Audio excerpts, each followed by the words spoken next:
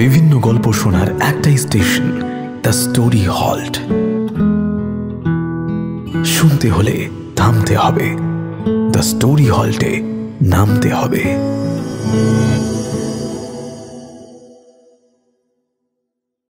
আমরা যখন ফ্ল্যাটটায় গিয়ে উঠলাম তখনও কল্পনা করতে পারিনি ঠিক কি অপেক্ষা করে আছে আমাদের জন্য। মাত্র 1 সপ্তাহ, তার মধ্যেই বুঝতে পারলাম আগাম কোনো খোঁজ খবর না নিয়ে এভাবে হুড়োহুড়ি করে এই ফ্ল্যাটে উঠে আসাটা আমাদের মোটেই উচিত হয়নি। আর যাই হোক, সেই ফ্ল্যাটে আমরা মোটেই একলা নই।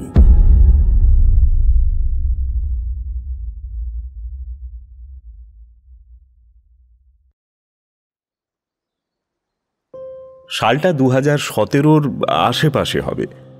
সফটওয়্যার ইঞ্জিনিয়ারিং পাশ করে তখন সল্টলেক সেক্টর 5-এর একটা নাম করা আইটি কোম্পানিতে সদ্য কাজে ঢুকেছি। শুধু আমি নয়, ওই একই কোম্পানিতে কাজ পেয়েছে আমার বন্ধু অমিত। আমরা দুজনেই মেদিনীপুরের ছেলে। কলেজে পড়াকালীন একই মেসে থেকেছি দীর্ঘকাল। কিন্তু কলেজ শেষ হয়ে কোম্পানির মুখ দেখতেই আমরা দুজনেই সিদ্ধান্ত নিলাম, এই মেসের জীবন আর নয়, এবার একখানা ভাড়া বাড়ি খোঁজা প্রয়োজন। সল্টলেকের দিকে বাড়ি ভাড়া পাওয়া বেশ মুশকিল। সে তুলনায় খরচ করতে রাজি থাকলে দিব্যি ভালো ফ্ল্যাট পাওয়া যায়। অতঃপর দুজনেই ফ্ল্যাটে থাকবো মনস্থির করলাম। বেশি খুঁজতেও হলো না। সস্তায় একটা বেশ মানানসই ফ্ল্যাট পেয়ে গেলাম অফিস থেকে ওই মিনিট 20 দূরত্বে, 3rd ফ্লোর। বেশ খোলামেলা ফ্ল্যাটটা। গৃহপ্রবেশের দিন দেখলাম উল্টো দিকের 2খানা ফ্ল্যাটেই পেল্লাই সাইজের 2টো বড় বড় তালা ঝুলছে। ডিলার বললেন, ওখানেও আগে 2টো ইঞ্জিনিয়ার ফ্যামিলি থাকতো, তা দুজনেই ব্যাঙ্গালোরে বদলি হওয়ায় শিফট করে গেছে মাস কয়েক আগে। কেন জানি না একটু খটকাই লাগলো আমার কথাটা শুনে। যাই হোক, আমি বা অমিত কেউই ব্যাপারটা অতটা গা করলাম না। একে নতুন চাকরি, হাতে কাঁচা টাকা, তাই প্রথম স্বাধীন জীবনের স্বাদ। আমরা দুজনেই তখন একটা অলীক কল্পনার জগতে ভাসছি। প্রথম সপ্তাহ খানেক বেশ ভালোই কাটলো, কোনো সমস্যা নেই। সুন্দর নিস্তরঙ্গ জীবন। 2খানা বেডরুমের একটায় অমিত ঘুমোয়, একটায় আমি। সমস্ত কাজই নিজেদের মধ্যে ভাগ বাটোয়ারা করা। বেশ ভালোই কাটছিল দিনগুলো। প্রথম ব্যাঘাতটা ঘটল এক শনিবার। সেদিন দুজনেরই ছুটি। আমার স্কুল লাইফের বন্ধুদের সঙ্গে সেদিন রাতে একটা পার্টি ছিল। ফিরতে ফিরতে একটু রাতই হয়ে গেল। অমিত ছিল বাড়িতেই। বাড়ির কলিং বেলটা বাজালাম, কিন্তু কেউ দরজা খুলল না। আরো একবার বাজালাম, তাও খুলল না। এভাবে বেশ অনেকবার বাজানোর পরেও যখন ভেতর থেকে অমিতের কোনো সাড়া শব্দ পেলাম না, তখন কেমন যেন একটা ভয় হলো। ঘড়িতে দেখলাম প্রায় 1টা বাজছে। অমিত কি এত গভীর ঘুমে আচ্ছন্ন যে এত বড় কলিং বেলের আওয়াজটুকুও শুনতে পাবে না? আর এতবার ফোনও তো করছি, সেটাও তো ধরছে না। কিছু কি হলো? শেষমেশ সিকিউরিটিকে ডাকলাম। তার কাছে মাস্টার কি ছিল, সেইটা দিয়ে ঘরে ঢুকতেই কেমন একটা ভ্যাপসা গন্ধ নাকে এসে ঝাপটা মারল। সারা ঘর অন্ধকার, কিছুই ভালো করে দেখা যাচ্ছে না। অমিত, অমিত, কোথায় তুই? মোবাইলের ফ্ল্যাশ আলোটা জ্বালিয়ে অমিতের ঘরের দিকে এগিয়ে গেলাম। একটা অদ্ভুত ব্যাপার খেয়াল করলাম। এত কিছু দেখা সত্ত্বেও সিকিউরিটি গার্ড একবারও আমার ঘরের ভেতর প্রবেশ করল না, বাইরেই ঠায় দাঁড়িয়ে রইল। আশ্চর্য ব্যাপার। অমিতের ঘরের ভেতর ঢুকতেই আমার সারা শরীরটা কেমন যেন অজানা ভয়ে শিরশির করে উঠল। যা দেখলাম আমি বিশ্বাস করতে পারলাম না। দেখলাম অমিত ওর খাটের উপরেই বসে আছে, সারা শরীরে চাদর মুড়ি দেওয়া। প্রচন্ড ভয়ে ঠক ঠক করে কাঁপছে ও। চোখ দুটো স্থির হয়ে আছে দরজার দিকেই। এই অমিত, এই কি হয়েছে তোর? হ্যাঁ, এই অমিত, কি হয়েছে, এমন করছিস কেন? ঘরের আলো জ্বালাতেই আরেক দফা চমকে উঠলাম আমি। সারা ঘরে জিনিসপত্র ছড়ানো ছিটানো, যেন একটা ঝড় বয়ে গেছে এই ঘরের উপর দিয়ে। অমিত, অমিত, কি হয়েছে এখানে? তুই দরজাও খুলছিলিস না। আরে এখানে এভাবে বসে আছিস কেন তুই? অমিতের সামনে বসতেই ও এবার আমায় চমকে দিয়ে আমার হাত দুটো খপ করে চেপে ধরল। ও লাল হয়ে যাওয়া বিস্ফারিত চোখ দুটোই দেখলাম অচেনা আতঙ্কের ছায়া উঁকি মারছে। আমার দিকে তাকিয়েই কাঁপা কাঁপা কণ্ঠে ফিস ফিস করেও একটা অদ্ভুত কথা বলল। আর্য, এই আর্য, এই ফ্ল্যাটে আমরা একা নই রে, আরো কেউ আছে, আরো কেউ আছে। অমিতের কথার অর্থ তখন না বুঝলেও সারা শরীরে কেমন যেন একটা মৃদু শিহরণ খেলে গেল। বুঝলাম কিছু একটা দেখে অমিত ভীষণ ভয় পেয়ে গেছে, কিন্তু কি এমন দেখেছে ও? ওই রাতের ঘটনা নিয়ে অমিত আর মুখ খুলল না। পরে বেশ কয়েকবার ওকে জিজ্ঞেস করেছিলাম, কিন্তু কে জানে কেন এড়িয়ে গেল পুরো বিষয়টা। দু একবার শুধু আমতা আমতা করে বলল, ও কিছু না, চোখের ভুল ছিল হয়তো। কিন্তু চোখের ভুলটা যে কি সেটা স্পষ্ট করলো না কিছুতেই। অবশ্য আরো কয়েকটা দিন কাটতেই আমি এবার নানান জিনিস অনুভব করতে শুরু করেছিলাম। প্রথমটা ব্যাপারগুলো কাকতালীয় মনে হলেও ধীরে ধীরে যেন আমার মনেও একটা আশঙ্কা উঁকি দিতে লাগলো। এই ফ্ল্যাটে আরো কেউ কি আছে? কেমন হঠাৎ হঠাৎ মনে হয় ঘরের ভেতর কেউ যেন হেঁটে যাচ্ছে। হয়তো নিজের ঘরে রাতে কাজ করছি, আলো নেভানো, হঠাৎ মনে হলো বিছানায় কেউ যেন এসে বসলো ঠিক আমার পাশে। কিন্তু বাথরুম থেকে বেরিয়ে ঘরে আসতে যাব, স্পষ্ট মনে হলো একটা বাচ্চা মেয়ে ড্রয়িং রুমের সোফায় বসে আমার দিকে তাকিয়ে আছে। আর পাশে ফিরতেই দেখলাম কোথাও কেউ নেই। তবে সবচেয়ে সাংঘাতিক ঘটনাটা মে মাসের শুরুর দিকে ঘটল। সেবার অমিতের মায়ের আচমকা শরীর খারাপ হওয়ায় ওকে মেদিনীপুর যেতে হলো দিন দশেকের জন্য। আমি ফ্ল্যাটে একা। রাত হলেই কেমন যেন ছমছম করে ফ্ল্যাটটা। মনে হয় ফ্ল্যাটের ভেতরকার বাতাস যেন কেমন গুমোট হয়ে এসেছে। আর সব সময় একটা অস্বস্তিকর অনুভূতি বুকের ভেতর। খালি মনে হয় যেন কেউ এক নাগারে আমায় দেখছে।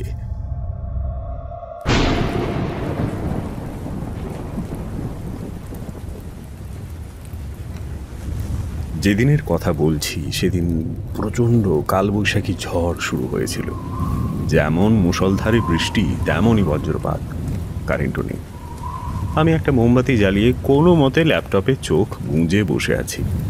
খোলা জানলা দিয়ে ভেজা বাতাস আর তারই সঙ্গে বৃষ্টির ছাট এসে আলতো করে শরীরটাকে ভিজিয়ে দিচ্ছে। হঠাৎ মনে হলো ড্রয়িং রুমে অনেকগুলো বাসন যেন ঝনঝন করে পড়ে গেল। নিশ্চয়ই কোনো জানলা খোলা আছে। উঠে গিয়ে ড্রয়িং রুমে ঢুকতেই পা দুটো যেন মাটির সঙ্গে আটকে গেল আমার। নিজের থেকেই চোখ গেল সিলিংয়ের দিকে, আর সঙ্গে সঙ্গে বুকে ভেতরটা ছ্যাত করে উঠল। হ্যাঁ, আমার কোনো ভুল নেই চোখের। একটা বাচ্চা মেয়ে, তার নিথর শরীরটা উপরে সিলিং দিয়ে ঝুলছে, গলায় ফাঁস, মুখ রক্ত শূন্য। নিথর চোখ দুটো স্থির দৃষ্টিতে চেয়ে আছে আমার দিকে। এক মুহূর্তের জন্য প্রচন্ড আতঙ্কে আমার নিঃশ্বাস যেন বন্ধ হয়ে এলো। আমি কি ঠিক দেখছি? সিলিং থেকে ঝুলে থাকা ওই ওই নিথর বাচ্চা মেয়েটা আমার দিকে তাকিয়ে হাসছে মনে হচ্ছে না, কিন্তু কে, কি চাই ওর? ঈশ্বরে আমি কি দেখছি? সেই রাত্রে প্রচন্ড আতঙ্কে আমি জ্ঞান হারালাম।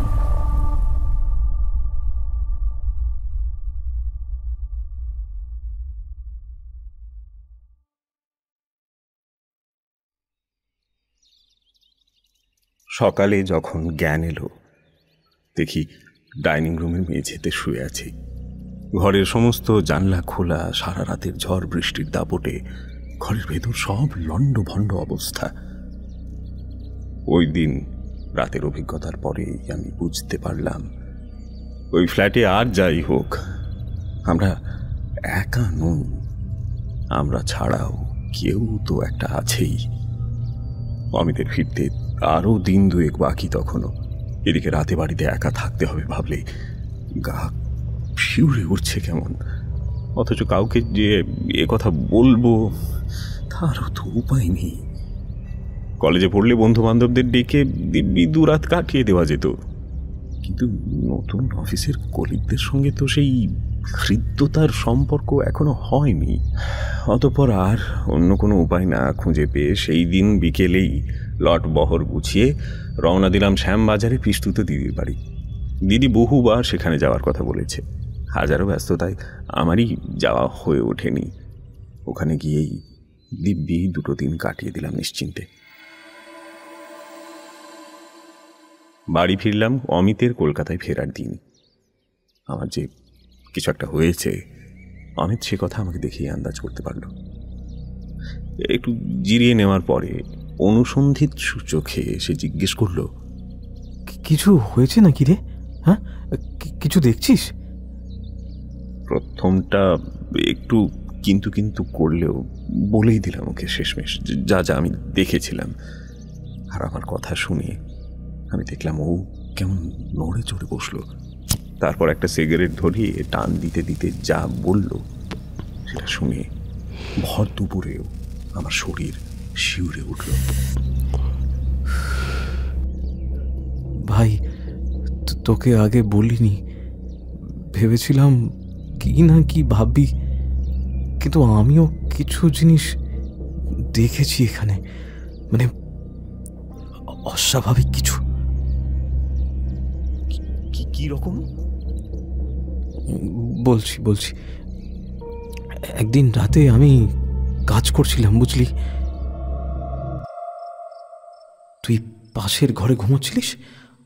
হঠাৎ করে মনে হলো বাইরে ডাইনিংয়ে কেউ একটা পায়চারি করে বেড়াচ্ছে। যেমন তেমন পায়চারি নয়, মানে মানুষ খুব উদ্বিগ্ন হয়ে পড়লে যেমন হন্তদন্ত হয়ে পায়চারি করে, হ্যাঁ ঠিক সেরকম। আমি ভাবলাম কি হলো, এত রাতে তুই হঠাৎ ওই পায়চারি করতে যাবি কেন?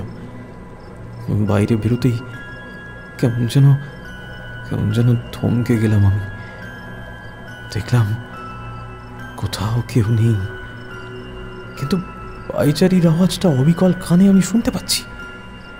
কি বলবো, এমন ভয় লাগলো ছুটে এসে দরজা বন্ধ করে দিয়ে শুয়ে পড়লাম। আর বাইরে যাইনি।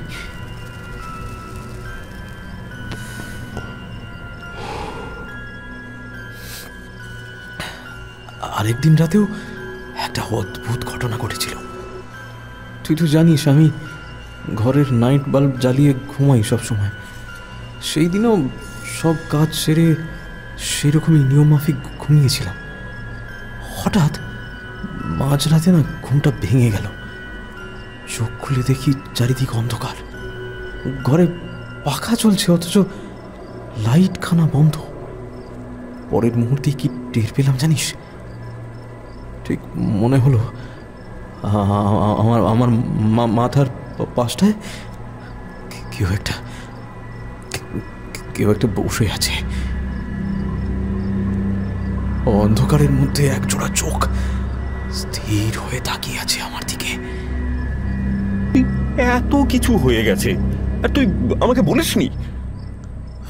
না না না, বলতাম ভাই, বলতাম, কিন্তু আমি তো জানতাম তুই এসব অত বিশ্বাস করিস না।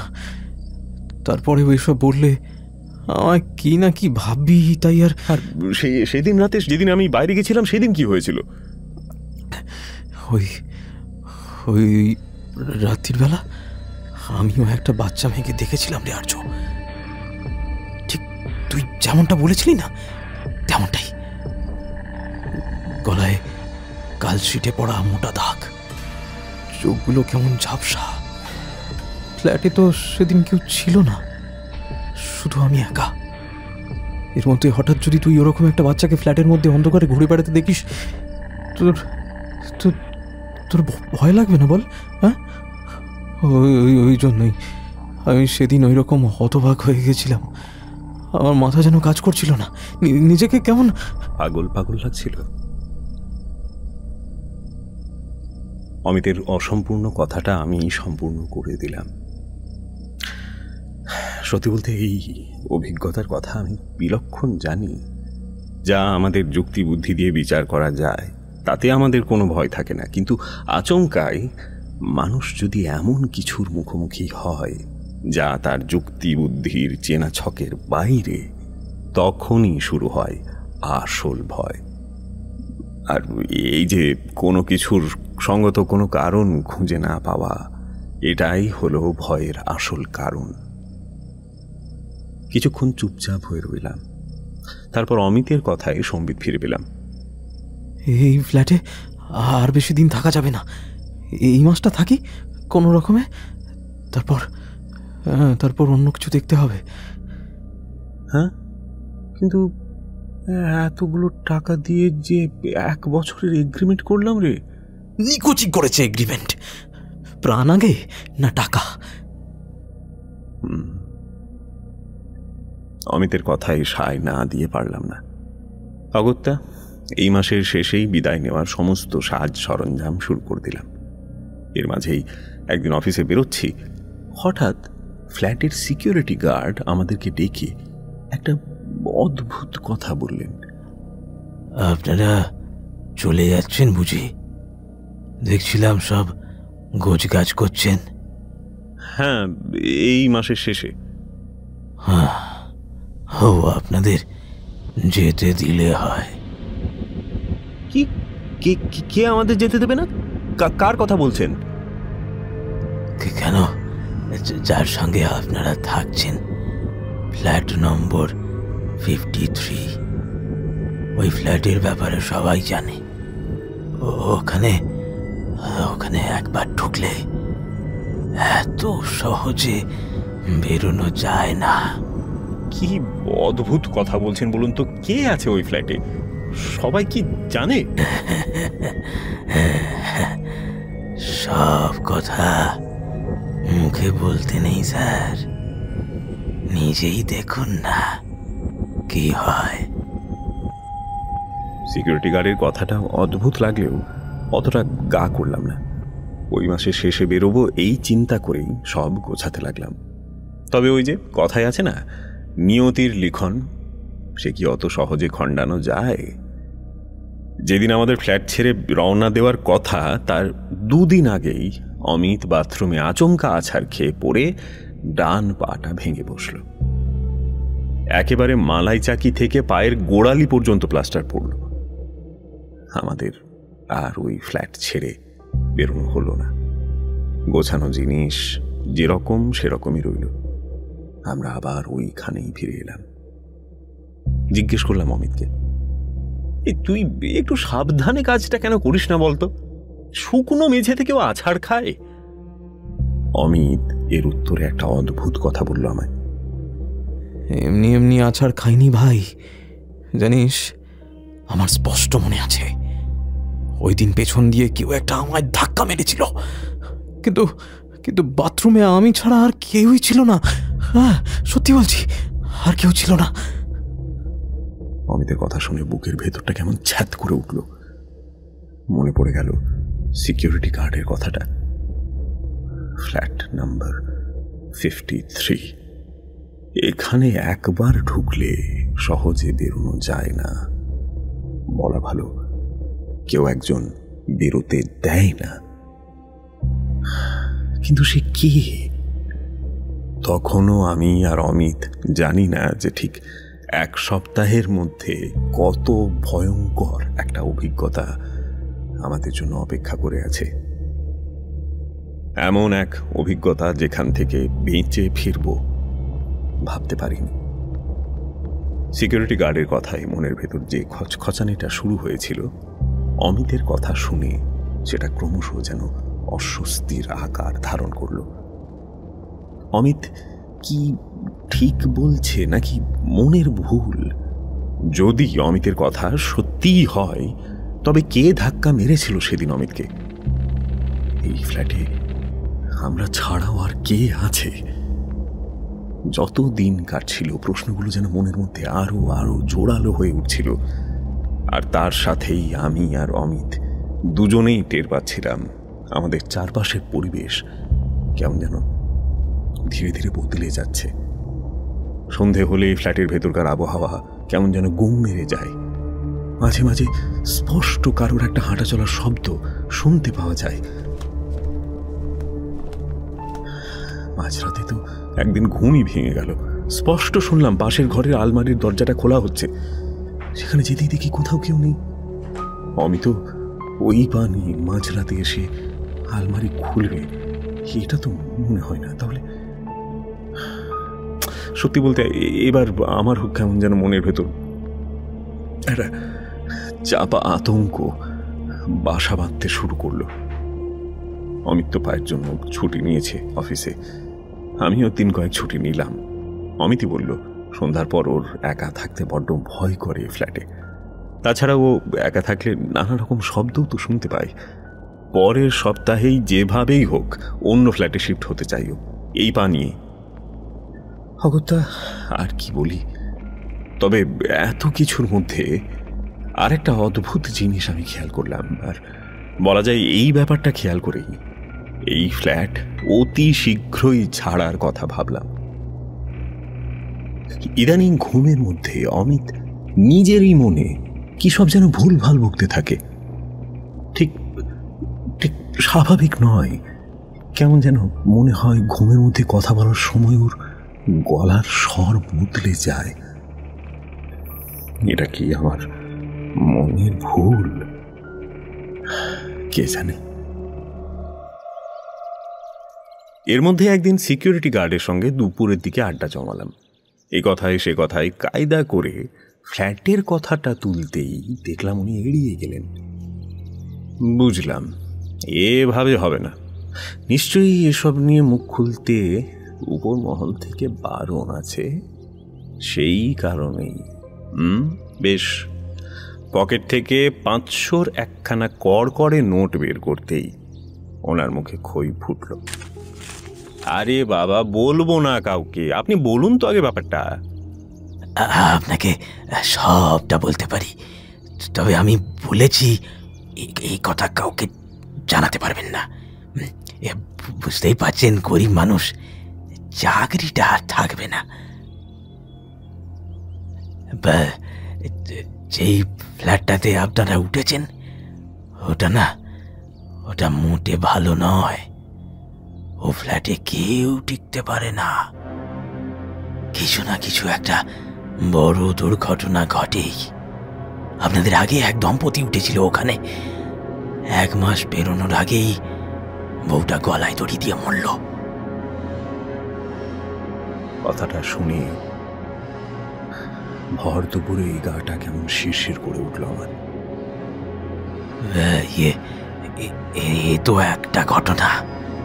তার আগের যে ফ্যামিলি এসেছিল তাদের বাচ্চা ছেলেটার মাথায় ফ্যান ভেঙে পড়েছিল। সে একেবারে একটুর জন্য মরতে মরতে বেঁচেছে।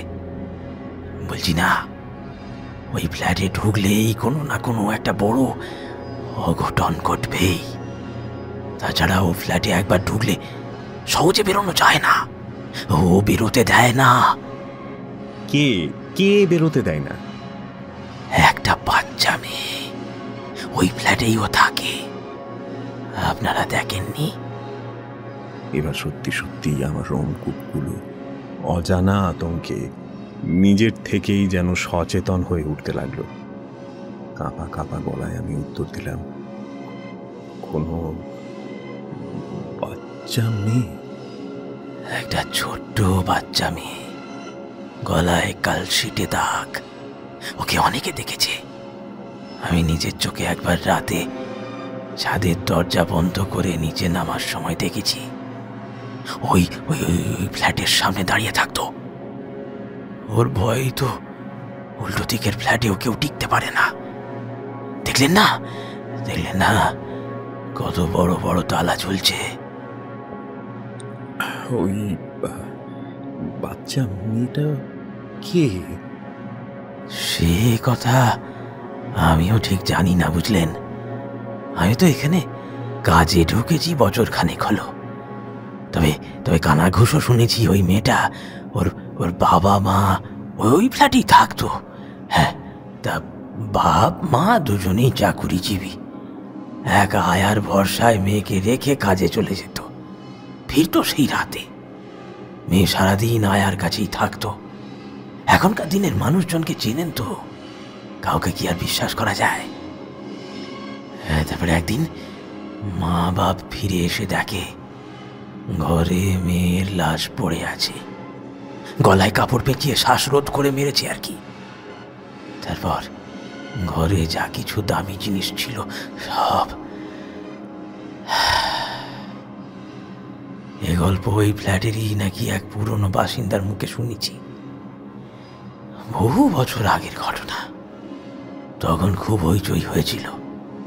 তারপর যা হয় সব ধামাচাপা পড়ে যায়। ওই কাজের আয়াকে পুলিশ খুঁজে পেয়েছিল কিনা সেও জানি না। তবে তারপর থেকেই ওই ফ্ল্যাটে উপদ্রব শুরু হয়। ওর মা বাবা তো ফ্ল্যাট বেচে দিয়ে চলে গেল, কিন্তু ফ্ল্যাটের উপরে যেন শনি লাগলো। যেই আসে তার সঙ্গেই কোনো না কোনো বড় অঘটন ঘটে। কিছু না কিছু ঘটবেই। আপনারাও সাবধানে থাকুন। দেখুন কবে ফ্ল্যাট ছেড়ে বেরোতে পারেন। অপঘাতে মৃত্যু কিনা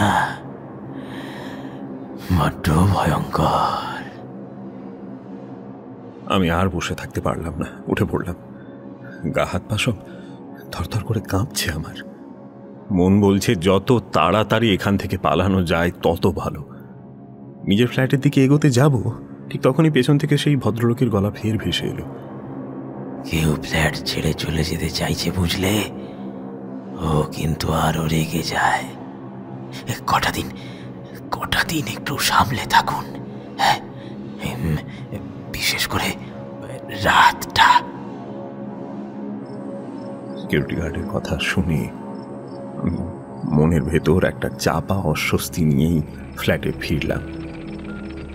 একদিকে ফ্ল্যাটে একের পর এক ঘটনা, যেগুলোর অধিকাংশই যুক্তি দিয়ে ব্যাখ্যার অতীত, আর অন্যদিকে সিকিউরিটি গার্ডের কাছ থেকে শোনা এই বাচ্চা মেয়েটির অদ্ভুত কাহিনী।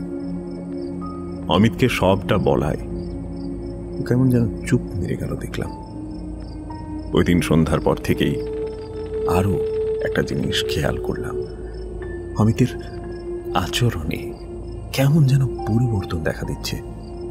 বিছানায় বসে নিজের মনে কি সব যেন বকে চলেছে ও, আর আমি সামনে গেলে হঠাৎ যেন ঘোর ভেঙে ভূত দেখার মতন চমকে উঠছে। সেদিন রাতে অবশ্য তেমন আর কিছু ঘটল না। শুধু মাঝরাতে একবার আধো তন্দ্রায় আমার মনে হলো অমিতের ঘর থেকে যেন একটা বাচ্চা মেয়ের হাসির শব্দ ভেসে আসছে।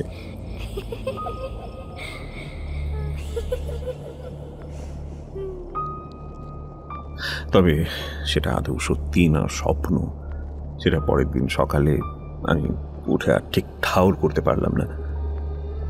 দেখতে দেখতে আরও 3টে দিন কেটে গেল। এর মধ্যেই আমি আমার এক পরিচিত দাদার সঙ্গে কথা বলে নতুন ফ্ল্যাটের ব্যবস্থাও করে নিয়েছি। পরের সপ্তাহে মোটামুটি শিফট হয়ে যাব, এটাই প্ল্যান। জিনিসপত্র একেবারে না নিয়ে গেলেও আমরা তো আগে শিফটটা হয়ে যাই, তারপর দেখা যাবে না হয়। তবে তখনও আমরা ভাবিনি পরের সপ্তাহের নির্ধারিত দিনের আগেই ওই ফ্ল্যাট আমাদের ছাড়তে হবে। একরকম প্রাণের তাগিদেই ছাড়তে হবে।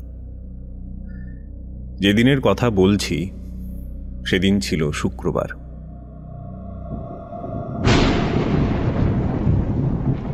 সকাল থেকে আকাশের মুখ গোমড়া। আবহাওয়া দপ্তরের পূর্বাভাস অনুযায়ী সারাদিন রৌদ্র ঝলমলে থাকার কথা ছিল যদিও, তবে প্রকৃতির রূপ কিনা কখন কি হয় বোঝা দায়। সেই দিন কি একটা হলিডে থাকায় অফিস মুখ হয়নি, বাড়িতেই টুকটাক কাজ এগিয়ে রাখছিলাম এই বাড়ি ছেড়ে বেরোনোর জন্য। এর মধ্যেই বেশ কিছু ঘটনা আদতেই আমায় ভাবিয়ে তুলেছিল। বিগত কয়েকদিন ধরেই আমি টের পাচ্ছিলাম রাত হলেই আমার ঘরে কারোর একটা হাঁটার শব্দ পাই। কেবল মনে হয় আমার খাটের ঠিক পাশে কেউ একটা যেন ক্রমাগত নিঃশব্দে পায়চারি করছে। ব্যাপারটা গল্পে শোনা যতখানি সহজ, বাস্তবে অনুভব করা ততখানি আতঙ্কের। ভাবুন তো একবার, মাঝরাতে হঠাৎ যদি ঘুম ভেঙে মনে হয় যে আপনার খাটের পাশে নিঃশব্দে অদৃশ্য কেউ পায়চারি করছে, কেমন লাগবে আপনার? আর এছাড়াও অমিতের ব্যাপারটাও আমায় বেশ ভাবাচ্ছিল। দিন দুয়েক দেখছি রাতের বেলায় ওর ঘর থেকে স্পষ্ট স্পষ্ট কারোর একটা কথা বলার বা হাসার শব্দ পাওয়া যায়, আর আমি সামনে গেলেই সব চুপ। দেখি ঘরে ঘুমোচ্ছে, তাহলে ওই শব্দটা আসে কোথা থেকে? কি যে হচ্ছে এখানে একের পর এক ভগবান জানে। তার মধ্যে কালকে একটা বিশাল অঘটন হতে হতে বেঁচেছি। সন্ধ্যাবেলা গ্যাসে চা করছিলাম, গ্যাসটা ঠিক অফ করেছিলাম তাও মনে আছে আমার। হঠাৎ ঘন্টাখানেক পর দেখি পুরো ডাইনিং জুড়ে গ্যাসের গন্ধে মো করছে। আমি তো চমকে গেছি, গ্যাস অন নাকি? চেক করতে গিয়ে দেখি গ্যাসের সামনে অমিত দাঁড়িয়ে হাতে দেশলাই গ্যাস জ্বালানোর জন্য তোড়জোড় করছে। অবস্থা বেগতিক দেখে আমি চিৎকার করতেই ও যেন আবারও কেমন চমকে উঠল। আমিও দিয়েছি ধমকে, এই কি রে তুই? সারা ফ্ল্যাট গ্যাসের গন্ধে ভরে আছে, তুই টের পাচ্ছিস না? আর এর মধ্যে তুই আবার বোকার মতো না আগুন ধরাতে গেছিলি? আমার কথায় অমিত দেখলাম ফ্যাল ফ্যাল করে তাকিয়ে আছে আমার দিকে, যেন একটা নির্বোধ শিশু যে কি করতে যাচ্ছিল সে সম্বন্ধে ওর কোনো ধারণাই নেই। চুপ করে দাঁড়িয়ে থেকে ও শুধু বলল, অন্য জায়গায় চলে যেতে হবে, অন্য জায়গায় চলে যেতে হবে রে তাড়াতাড়ি। এখানে থাকলে আমার মনে হয় বেশি দিন বাঁচব না। কথাটা এতই অদ্ভুত এবং আচমকা বলে উঠল যে ডাইনির মধ্যে ওর সঙ্গে দাঁড়িয়ে থেকেও আমার গায়ে কেমন যেন কাঁটা দিয়ে উঠেছিল। যদিও তখনও বুঝিনি অমিত আসলে কি বলতে চাইছিল। বুঝলাম শুক্রবার রাত্রে।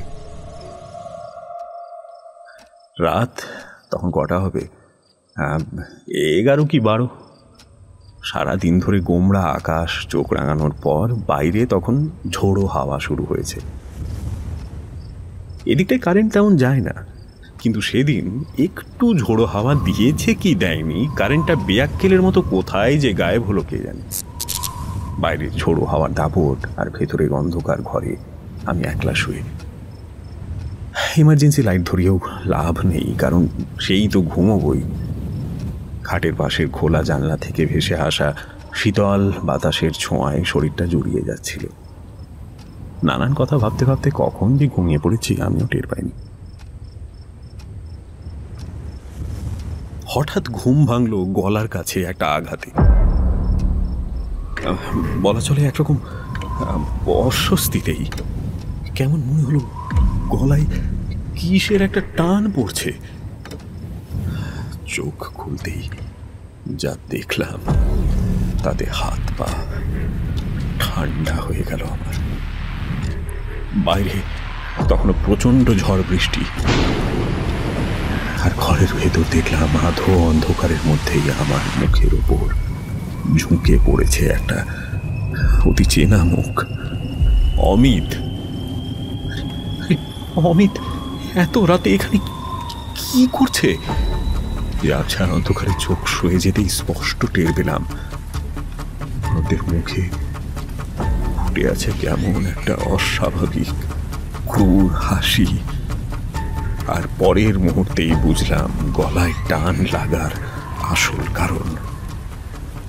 একটা কাপড়, মোটা একটা কাপড় আমার গলাটাকে ঠিক সাপের মতো যেন পেঁচিয়ে ধরেছে। ওটা ক্রমশ নিঃশ্বাস বন্ধ হয়ে যাচ্ছে আমার।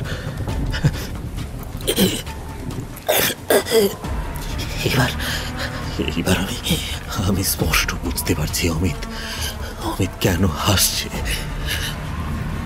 কেন ওর মুখে এই নিষ্ঠুর ক্রূর হাসি।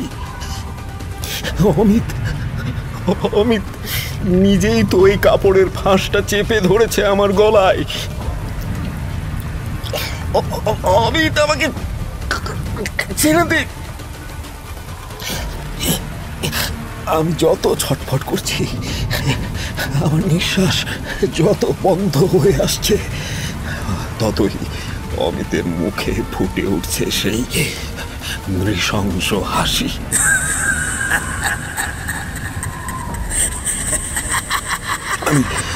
আমি তখন সামান্য কিছু বলবার অবস্থাতেও নেই।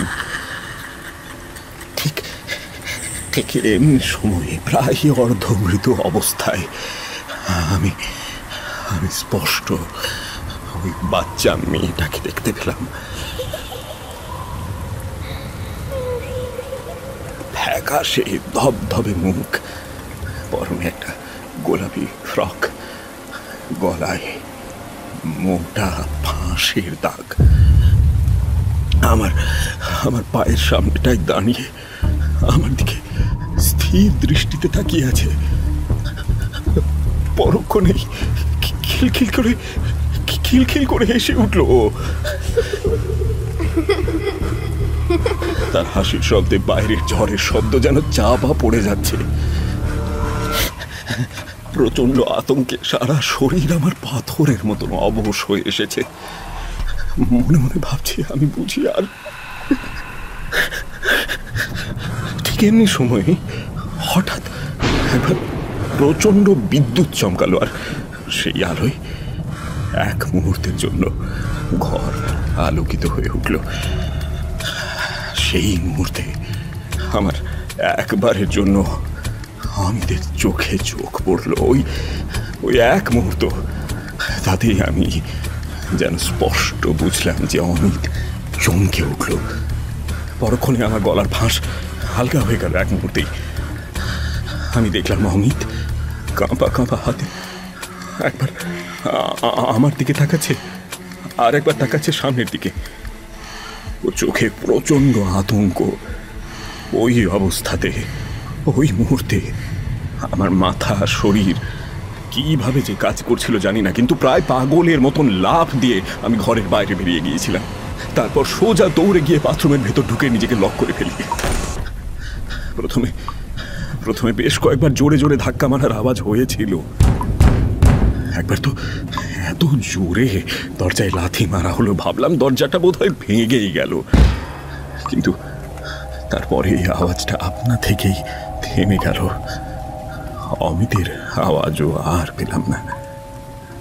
যে ঘটনা আমি চোখে দেখেছি, তাতে ভোরের আলো ফোটার আগে বাইরে বেরোনোর সাহস আমি পেলাম না। দীর্ঘক্ষণ বসে থাকতে থাকতে একসময় বাথরুমে কখন চোখ লেগে গেছিল খেয়াল করিনি। যখন ঘুম ভাঙল, আমি দেখলাম তখন সকাল হয়ে গেছে। ভোরের আলো বাথরুমের ছোট্ট ঘুলঘুলি টপকে ঢুকে পড়েছে বাথরুমের ভেতর। ধীরে ধীরে বাইরে বেরোলাম। সারা ঘরের ওপর দিয়ে যেন নিঃশব্দে একটা ঝড় বয়ে গেছে।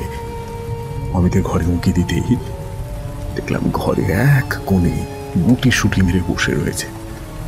আর ওর সামনে যেতেই আমায় জড়িয়ে ধরে অঝরে সে কি কান্না! কাঁদতে কাঁদতেই বলল, আমায় এখান থেকে নিয়ে চল ভাই, আমায় এখান থেকে নিয়ে চল, নইলে ও আমাকে শেষ করে দেবে। আমি আর বাঁচতে পারবো না ভাই, আমাকে নিয়ে চলে। বহু কষ্টে অমিতকে শান্ত করলাম। মনে মনে ঠিক করলাম, যা ঘটল তারপর এখানে আর এক দণ্ডও নয়, কোনোভাবে সেই ভয়ঙ্কর অশুভ শক্তি অমিতকে নিয়ন্ত্রণ করেছে। ওই দিনই অমিতকে নিয়ে এক বস্ত্রে বাড়ি ছাড়লাম। এমনভাবেই ছাড়লাম দেখে মনে হবে যেন পাড়ায় ঘুরতে যাচ্ছি, কিন্তু সেই ভালো, প্রাণের মায়া সব থেকে আগে। তারপর টুকটুক করে পরে ওই ফ্ল্যাট থেকে সমস্ত মালপত্র শিফট করে নিয়েছি। ওই রাতে ঠিক কি হয়েছিল অমিতের সঙ্গে সেটা অমিত নিজেও স্পষ্ট করে বলতে পারেনি। হ্যাঁ, তবে ওর এটুকু মনে ছিল যে আমাকে ওই কাপড় গলায় পেঁচিয়ে মারতে গেছিল। আর শুধু তাই না, তারপর আমি যখন বাথরুমে গেছিলাম তখন নিজেও গলায় দড়ি দেওয়ার চেষ্টা করেছিল একবারও, কিন্তু প্রত্যেকবারই ঠিক সময় ওর জ্ঞান ফিরে আসে এবং শেষ রক্ষা হয়। ওই ফ্ল্যাট নিয়ে এরপর অবশ্য আমি আর মাথা ঘামাইনি। শুনেছিলাম পরে অনেক যাগযজ্ঞ হয়েছিল, কিন্তু কৌতূহলের বশে খবর নিয়ে দেখেছিলাম ওই বাচ্চা মেয়ের ব্যাপারটা 100% সত্যি। সত্যি ওই ফ্ল্যাটে একটা বাচ্চা মেয়েকে খুন করা হয়েছিল, এবং ঠিক সেইভাবেই যেমনটা সিকিউরিটি গার্ড বলেছিলেন। এই পৃথিবীতে মাঝে মাঝে আমাদের সঙ্গে এমন কিছু ঘটে যা বুদ্ধি দিয়ে আদৌ ব্যাখ্যা করা যায় না। শুধু মনের গভীরে সেই ঘটনাগুলো একটা গভীর চিহ্ন দিয়ে চলে যায়। না, ক্ষত চিহ্ন নয়, আতঙ্কের চিহ্ন।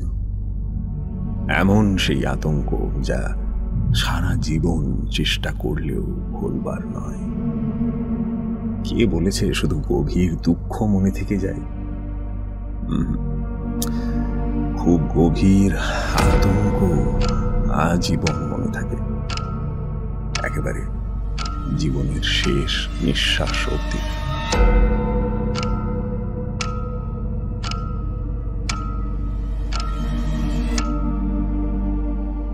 আজ আপনারা শুনলেন ত্রিজিৎ করের কলমে সেই ফ্ল্যাট বাড়িটা।